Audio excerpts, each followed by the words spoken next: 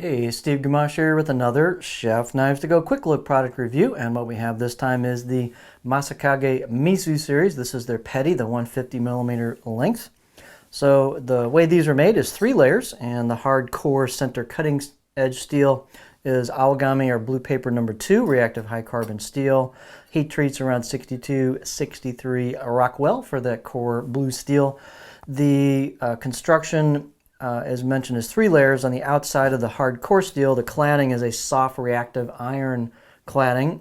So this is an all reactive blade. There's no stainless, semi-stainless or anything on it. That cladding does have 2 things on it. It's got a blacksmith or what's known as a kudauchi or KU finish on it, kind of a protective finish. These have a kind of a blue-black kind of tone to them. And there is also a food safe lacquer finish over the entire blade as well for protection. That will wear off over time as you use the blade. Some people do strip that right off the bat with acetone, but your call on that. The weight and dimensions on these will vary just a little bit from knife to knife. This particular one is 70 grams or 2.5 ounces, quite light. The edge length is about 147 for this particular one, 5.8 inches. Overall length about 275 millimeters. Spine thickness, again, will vary from knife to knife. This particular one coming out of the handle above the back of the heel here is about 2.75 millimeters, and it thins down pretty quickly. And I got about 1.6 halfway down.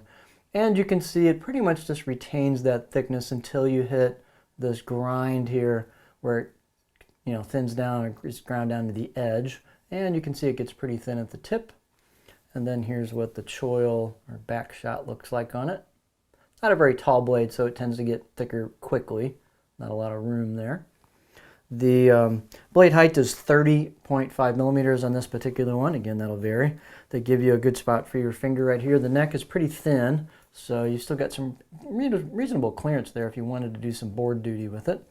Handles are their oval cherry wood with a plastic or resin marbled ferrule. Everyone's going to be a little different. Color variations are quite wide on these. Just as a, sorry, reaching back here. So here's another example on the petty, but you can see that, these will vary quite a bit on their tone. I've seen all kinds of different styles on those.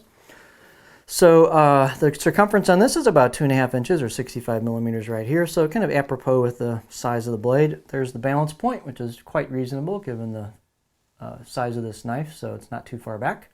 And so it's super, super, super nimble, as you might guess. Let's get our beauty shot on this guy here. So on the left side of the blade, as you would be holding it, using it, there is hand engraved or hand chiseled kanji on that. You've got your kudauchi finish, your lacquer on top of that. Then we've got a kind of a sandblasted kusumi finish, faux kusumi finish on the blade rotor where it gets ground down on each side towards the edge, and you can see your core steel peeking out from the cladding, and then the shiny edge bevel.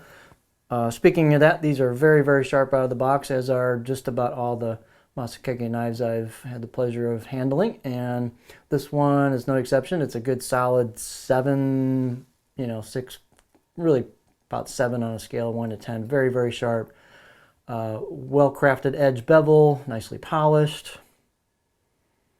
You've got a fair amount of stiffness on this blade in the back half. The front half's got a little bit of flex to it, but not much. Again, we've got a lacquer finish on that, which you can strip off if you want with acetone or just leave it on and let it wear off naturally. What else here? Fit and finish is good on these. It's got just about enough handcrafted character, but it's kind of refined rustic, and you've got a little bit of relief on the corners of the spine, so it's comfortable. You've got some nice relief and some attention to detail on the choil into the neck here. So it's really well-crafted knives, nice and straight, good grinds. And here is our cutting board profile.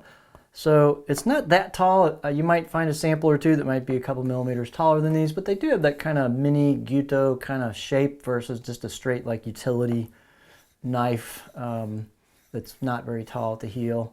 So depending on if you want to use it on the board, if you want a little more ground clearance for your fingers, a good trick is just go to the edge of the counter, lots of clearance, or if you got a higher cutting board like this, then you can just move off the edge of the cutting board and give yourself a little bit more room. But here is the profile. Yeah, just kind of a good all-around profile. Tip is fairly low, so I'm going to get in there before I start digging the tip in. So you could do some rocking with this, push-pull cutting, a little bit of chopping towards the back. So just kind of a good gentle profile with a little bit of belly at the tip, not a lot.